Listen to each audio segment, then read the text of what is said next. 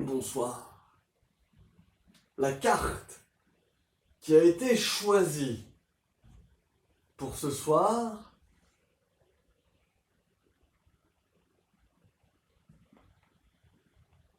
c'est la tempérance.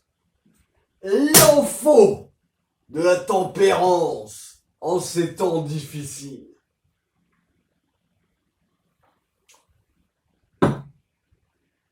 Au fin fond de la Bretagne, au bar de la vieille Suzette, ils sont trois vieux de la vieille, trois marins d'eau de vie, mais qui ne naviguent plus que sur la mer qu'une de leur picombière, toujours prêts cependant à surfer sur la vague déferlante de l'ivresse. Il y a d'abord Jules et Jean. Jamais d'accord sur le flacon, toujours d'accord pour les effets. Et puis, il y a Jacques. Jacques, c'est un taiseux. Moi, je parle pas quand je bois. Et je bois, et je bois, et j'imbibe ma carcasse de tout ce qui coule, qui est fort alcoolisé et qui fracasse, et je bois. Un jour, la vieille Suzette en a eu assez de les voir boire, assez de les entendre brailler. Alors, elle les a envoyés promener, se rafraîchir un peu les idées. Ils sont sortis, ils ont d'abord été éblouis par le soleil, qu'ils n'avaient pas vu depuis longtemps. Ils sont descendus sur la plage et ils ont marché un peu. Et là, sur la plage, ils ont trouvé un tonneau. Sans doute un tonneau tombé d'un bateau que la mer avait jeté là, ça arrivait. Ils se sont approchés du tonneau, ils l'ont secoué, et le tonneau, il a fait entendre un petit clapotis agréable. Le genre de bruit qui donne soif.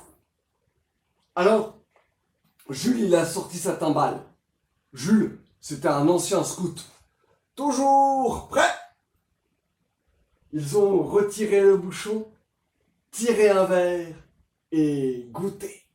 Santé. Et je bois, et je bois, et j'imbibe ma carcasse de tout ce qui coule, qui est fort alcoolisé et qui fracasse. Pomme, a dit Jules. Mais non, a dit Jean, c'est de la poire. Et Jacques, il a rien dit. Ils ont rebouché le tonneau et ils ont décidé de le monter au village. Seulement voilà, le tonneau était lourd, la pente était dure. Alors au bout d'un moment, il faut les comprendre. Ils ont fait une pause. Jules a sorti sa timbale, ils ont retiré le bouchon, tiré un verre et goûté. À la vôtre. Et je bois. Et je bois, et j'imbibe ma carcasse de tout ce qui coule, qui est fort alcoolisé et qui fracasse. Prune, a dit Jules.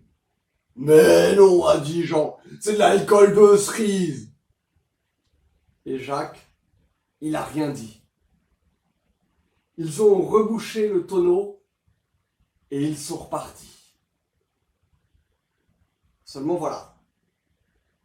Le tonneau était lourd. La pente était dure. Alors au bout d'un moment, il faut les comprendre. Ils ont fait une pause. Jules a sorti sa timbale, ils ont retiré le bouchon, tiré un verre et goûté. Nazdrovie! Et je bois, et j'imbibe ma carcasse Cointreau, a hurlé Jules. Pas du tout, a dit Jean. C'est un grand marnier. Et Jacques, ça faisait longtemps qu'il disait plus rien. Ils ont rebouché le tonneau et ils ont essayé de repartir. Mais là, sur la route, il devait y avoir une pierre, une branche, quelque chose. On ne sait pas très bien. Toujours est-il que le tonneau leur a échappé des mains. Il a dévalé la pente et est allé s'écraser contre les rochers en contrebas. Alors, les trois amis ont couru pour essayer de sauver ce qu'il y avait à sauver. Et ils se sont arrêtés net. Parce que, au milieu des rochers, au milieu des morceaux épars du tonneau, ils ont trouvé le cadavre très bien conservé d'un singe. Alors là, Jacques a dit « Formol !» Vous reprendrez bien un petit verre?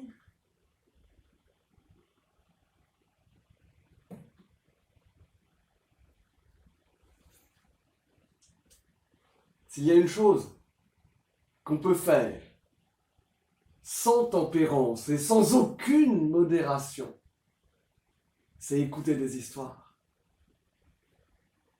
Il me reste des arcanes. Quelle sera la vôtre? Bonne nuit.